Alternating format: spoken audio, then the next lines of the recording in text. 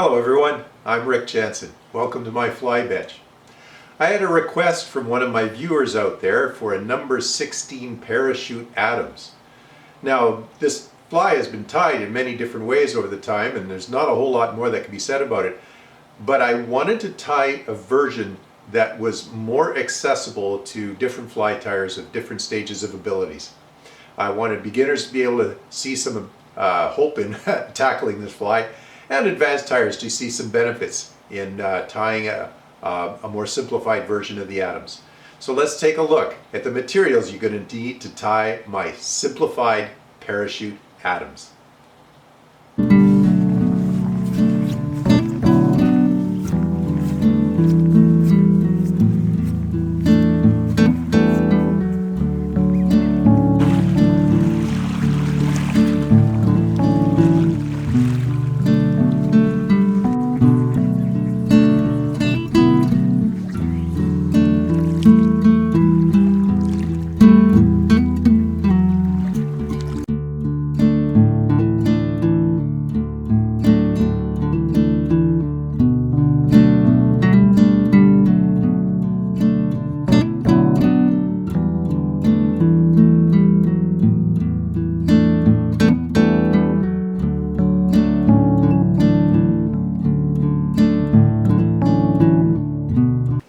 Okay everyone, into my vise I've got a Togen's number 16 dry fly hook, and to that I'm going to add some 70 denier gray tying thread to go along with the gray body on the Adams here.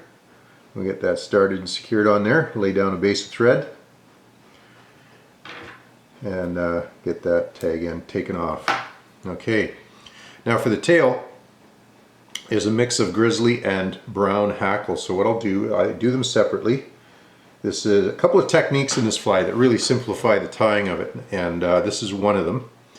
So I take a little less than half an inch of the fibers off a grizzly neck hackle there, and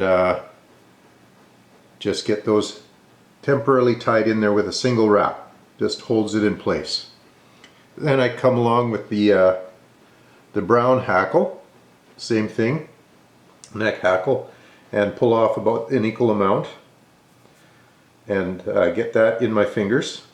Then I pinch it on top of the grizzly and undo the thread. Now I've got them together and I can secure them on the hook as a unit. There we go. And this really simplifies getting the tail of the brown and the grizzly hackle on a small fly like this in place without too much of a headache. Cut off the tag ends there and we've got our tail in. Beautiful. Now coming forward with some Semperfli superfine dubbing in the gray dun here, and where it's light dun. I'm going to get some dubbing wax on my thumb and forefinger and treat the thread with it. Now I'm just coming in with just a wisp of this because it's got to be light. It's a small fly, and just enough to basically color the thread, or what they say, dirty the thread with the dubbing, and get that twisted on there. Take your time. You want a fine noodle, and slide that up into place. I'll be twisting that as I wrap it as well to keep it finely twisted there. We're just fuzzing up. Now you can do the bodies on these Adams with just thread, but find the dubbing holds floatant a little bit better. And there we go. Now we're getting that nice tapered body in there.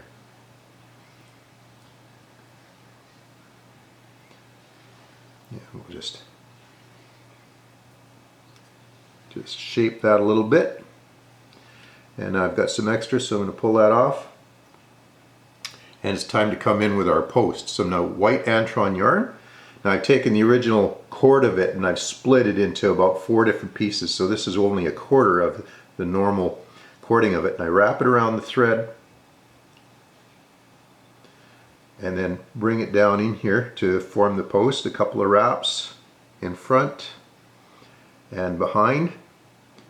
And then I start wrapping around the post to give it the rigidity it's going to need to have the hackle, parachute hackle, wrapped around it. Now I'm working my way slowly up, at least I hope I am. I've got my magnifiers on, as you could probably see with the light here, so I can keep track of what I'm doing when you're tying these smaller flies. With these techniques you can tie them down to number 22s with not too much difficulty. Easier done than said.